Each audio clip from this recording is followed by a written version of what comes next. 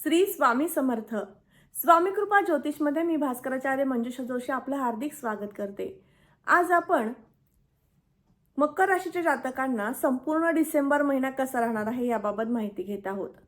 माहितीला सुरुवात करण्यापूर्वी सांगू इच्छिते, आजचा हा महत्त्वपूर्ण व्हिडिओ तुम्ही सुरुवातीपासून शेवटपर्यंत श्रवण करा, पाहावा आणि व्हिडिओ जर आवडला तर व्हिडिओला नक्कीच लाईक करा आणि जास्तीत जास्त शेअर करा. या महिन्यामध्ये तुमच्या जीवनामध्ये शिक्षण, प्रेम, प्रणय, संतती सौख्य, वैवाहिक सौख्य कसं असेल आणि याचबरोबर भाग्योदय कसा घडून येणार आहे याबद्दल आपण सविस्तर चर्चा करणार आहोत. शास्त्रोक्त पद्धतीने ज्योतिषशास्त्राच्या आधारावर आणि आध्यात्मिक उपायाच्या आधारावरती तुम्हाला या महिन्यामध्ये योग्य रीतीने कसे ग्रहमान शुभत्व प्राप्त करून देण्यासाठी ठरतील यासाठीचे उपाय सुद्धा सुचवले जाणार आहेत. तर नक्की तुम्ही हा व्हिडिओ सुरुवातीपासून शेवटपर्यंत श्रवण करा. सर्वप्रथम आपण व्यक्तिगत जीवनाच्या दृष्टीने विचार केला असता या महिन्यामध्ये ग्रहस्थितीमध्ये धनस्थानामध्ये लग्नेश शनिदेव गेलेले आहेत. लग्नेश जेव्हा द्वितीय स्थानात जातात त्यावेळेस तुम्हाला थोडंसं स्वभावामध्ये चिडचिड निर्माण करून देतात, कारण शनिदेवांवरती मंगळ देवांची चतुर्थ दृष्टी आलेली आहे. त्यामुळे या महिन्याच्या पहिल्या 2 आठवड्यामध्ये अर्थात पहिल्या 15 तुम्हाला थोडीशी चिडचिड वाढू शकते. तेथून पुढे तुम्हाला मानसिक स्वास्थ्य लाभण्यास सुरुवात होईल. याबरोबरच तुम्हाला या महिन्यामध्ये महत्त्वपूर्ण कार्यामध्ये सहभागी होण्यासाठीचे शुभयोग सुद्धा आहेत. आनंद प्राप्त करून देणारा एखादी यात्रा किंवा सहल किंवा तुमच्या घरामध्ये एखादं शुभ मांगलिक कार्य घडून येईल आणि त्यामध्ये तुम्ही सहभाग नोंदवाल, असे शुभ परिणामकारक ग्रहमान तुम्हाला याच महिन्यात लाभत आहे. याबरोबर धनस्थिती तुमची या संपूर्ण महिन्याभरामध्ये मध्यम स्थितीमध्ये राहील. विनाकारण किंवा एखाद्या नको त्या ठिकाणी पैसा जास्त खर्च होत होता त्या खर्चावरती नियंत्रण राहील, आळा बसेल असे शुभ ग्रहमान सुद्धा तुम्हाला या डिसेंबरमध्ये प्राप्त होत आहेत. याबरोबर तृतीय स्थानाचा विचार केला असता तृतीय स्थानामध्ये मीन रास, राहुदेव मीन राशीमध्ये आहेत. त्यामुळे नक्कीच तुम्हाला या स्थानाचं शुभत्व प्राप्त होईल. परिश्रम नक्कीच घडतील, परंतु त्या परिश्रमातनं मोठ्या प्रमाणात लाभ प्राप्त होईल. कीर्ती प्रसिद्धी प्राप्त होईल. मीडिया क्षेत्रामध्ये असाल किंवा यूट्यूबर असाल तुम्ही तर नक्कीच तुम्हाला हे संपूर्ण महिन्यामध्ये लाभदायक असं ग्रहमान प्राप्त होईल. प्रेसमध्ये किंवा मीडिया क्षेत्रामध्ये कार्यरत असणाऱ्या व्यक्तींना हा महिना अतिशय शुभ म्हणता येईल. कम्युनिकेशन क्षेत्रामध्ये, काउन्सिलिंग क्षेत्रामध्ये कार्य करणाऱ्या व्यक्तींना सुद्धा राहुदेवांची कृपा झाल्यामुळे हा संपूर्ण महिना लाभ प्रदान करून देणारा ठरणार आहे. याबरोबरच भावंडांचं सौख्य तुम्हाला या महिन्यामध्ये अतिशय उत्तम प्रकारचं लाभणार आहे. त्यांच्या सोबतीने तुम्हाला एखाद्या महत्त्वपूर्ण कार्यात सहभागी आणि आनंदी होण्याचे योग सुद्धा प्राप्त होतील. याबरोबरच चतुर्थ स्थानाकडे वळूयात. मातृसौख्याच्या दृष्टीने हा महिना मध्यम स्थिती दर्शवतो. आईच्या आरोग्याकडे जास्तीत जास्त लक्ष देण्याची आवश्यकता या महिन्यात लागू शकेल. गुरुदेवांच्या उपस्थितीमुळे नक्कीच तुम्हाला मोठ्या प्रमाणात आईच्या आरोग्याची काळजी किंवा आईच्या आरोग्याची चिंता करण्याची आवश्यकता नाही, परंतु किरकोळ प्रमाणात आईच्या तब्येतीच्या कुरबोडी नक्कीच या महिन्यात जाणवू शकतात. स्थानाकडे वळूयात. पंचम स्थानामध्ये शुक्रदेवांचे रास. शुक्रदेव हे दशम स्थानात गेलेले आहेत. त्यामुळे नक्कीच तुमच्या शिक्षणाचा अतिशय उत्तम प्रकारे तुम्ही व्यवसायामध्ये किंवा नोकरीमध्ये उपयोग करून घेणार आहात. विद्यार्थी दशेतील वर्गाला हा महिना अतिशय उत्कृष्ट म्हणता येईल.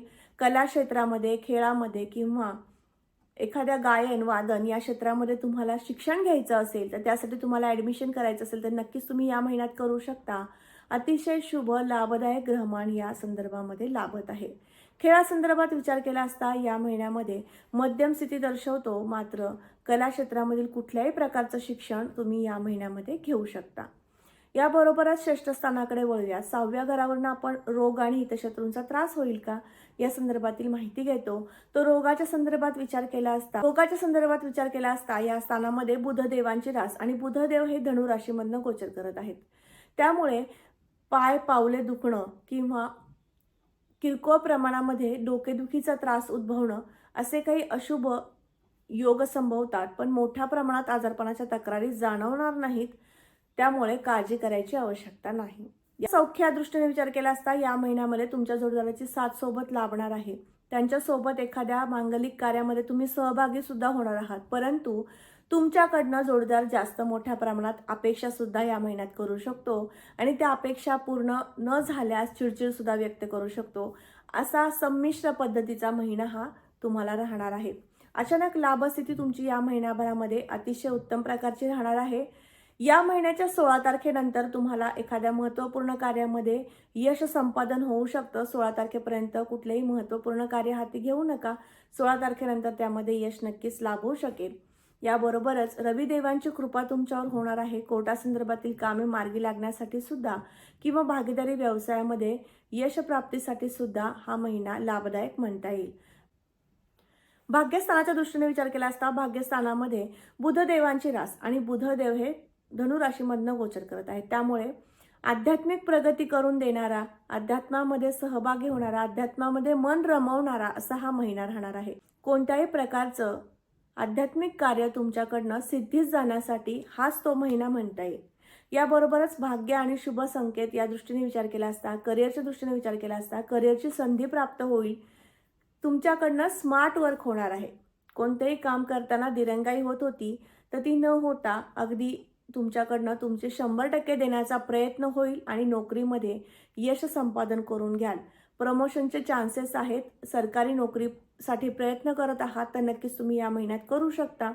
याबरोबरच व्यापारी वर्गाला हा महिना अतिशय उत्तम म्हणता येईल, कारण शुक्रदेवांची रास आणि शुक्रदेव त्या स्थानामध्ये विराजमान आहेत, मालव्य योग करत आहेत. त्यामुळे नक्की शुक्रदेवांची कृपा तुमच्यावर होईल. तुम्हाला सौंदर्य प्रसाधनासंदर्भातील तुमचे व्यवसाय असतील तर ते तेजीत येतील. पार्लर किंवा स्त्रीवर्गाला पार्लर किंवा इतर काही सौंदर्य प्रसाधन संदर्भातील व्यवसाय असतील तर ते अतिशय उत्तमरित्या तेजीमध्ये येतील. असे शुभ ग्रहमान प्राप्त होत आहे. याबरोबर आर्थिक दृष्टिकोनातून विचार केला हा महिना अतिशय शुभ म्हणता येईल. पैसा स्थिर होण्यासाठी, शेती बागायत जमिनीसाठी खरेदी करण्यासाठी, गुंतवणुकीसाठी अतिशय शुभ आणि लाभदायक असा हा संपूर्ण महिना राहणार आहे. आर्थिक दृष्टिकोनातून विचार केला असता हस्तकला, कम्युनिकेशन क्षेत्र या संदर्भात काम करणाऱ्या व्यक्तींना, लेखन करणाऱ्या व्यक्तींना, नृत्य, गायन, वादन या कला क्षेत्रात काम करणाऱ्या व्यक्तींना आर्थिक स्थिती उच्च स्तरावर नेऊन ठेवणारा हाच तो महिना ठरणार आहे. याबरोबरच लाभस्थिती अतिशय उत्तम असल्यामुळे तुम्ही आनंदी सुद्धा या महिन्याच्या दुसऱ्या पंधरवड्यामध्ये होणार आहात. याबरोबरच व्ययस्थानाचा विचार केला असता, खर्चस्थानाचा विचार केला असता थोड्याफार प्रमाणामध्ये खर्चाचे कुयोग आहेत, पण मोठ्या स्वरूपातील खर्च उद्भवणार नाहीत, कारण गुरुदेवांची कृपा तुमच्यावर आहे आणि त्यामुळे तुम्हाला मोठ्या प्रमाणातील खर्च कमी होतील. कर्जाच्या दृष्टीने कर्जाचा बोजा कमी होण्यासाठी, खर्च कमी होण्यासाठी आज मी तुम्हाला उपासना सुचवणार आहे. या महिन्यामध्ये 5 तारखेला काळभैरवनाथांची जयंती आलेली आहे. या जयंती उत्सवामध्ये तुम्हाला नक्कीच एक उपाय करायचा आहे, तो म्हणजे काळभैरव अष्टक किंवा काळभैरव स्तोत्र 11 वेळेस पठण करायचं आहे 5 डिसेंबर रोजी. म्हणजे तुमच्या जीवनामध्ये जे काही कर्ज आहे त्या ऋणामधनं तुम्ही बाहेर पडण्यासाठी नक्कीच उपयोग ह्याचा होऊ शकेल. याबरोबरच शिक्षण क्षेत्रामध्ये कुठल्याही प्रकारच्या अडचणी येऊ नये, स्पर्धात्मक शिक्षणामध्ये यश संपादन व्हावं यासाठी तुम्हाला सरस्वती देवीचा जप करायचा आहे. रीम सरस्वती देवे नमः हा जप रोज 108 वेळा किंवा किमान 27 वेळा करत चला, म्हणजे नक्कीच तुम्हाला लाभ प्राप्त होईल. तर आज आपण डिसेंबर हा संपूर्ण महिना मकर राशीच्या जातकांना कसा राहणार आहे याबाबत माहिती घेतली. तर आजचा हा महत्त्वपूर्ण व्हिडिओ तुम्हाला कसा वाटला नक्की कमेंट करून सांगा. याबरोबरच तुम्हाला व्हिडिओ आवडला असेल तर जास्तीत जास्त लाईक करा, जास्तीत जास्त शेअर करा आणि याचबरोबर तुम्हाला दैनंदिन जीवनशैली व्यतीत करताना काही अडचणी असतील, समस्या असतील, त्यावर मार्गदर्शन हवं असेल तरीसुद्धा तुम्ही मला संपर्क करू शकता. माझा संपर्क क्रमांक मी या व्हिडिओच्या डिस्क्रिप्शन बॉक्समध्ये देतच आहे. याबरोबरच तुम्हाला नवीन इंग्रजी वर्ष अर्थात जानेवारी 2024 ते डिसेंबर 2024 या वर्षभरामध्ये कोणकोणती शुभ कार्य हाती घ्यायची आहेत, मांगलिक कार्य तुमच्याकडनं घडून येणार आहेत आणि याचबरोबर कोणत्या गोष्टींमध्ये अडचणी येऊ शकतात ही सुद्धा माहिती जाणून घ्यायची असेल तर तुम्ही मला नक्कीच संपर्क करू शकता. माझा संपर्क क्रमांक मी या व्हिडिओच्या स्क्रीनवर देत आहे. पुन्हा भेटणार आहोत अशाच महत्त्वपूर्ण माहितीसोबत, शास्त्रोक्त माहितीसोबत. तोपर्यंत आपणा सर्वांची रजा घेते. श्री स्वामी समर्थ. जय जय स्वामी समर्थ. रामकृष्ण हरी.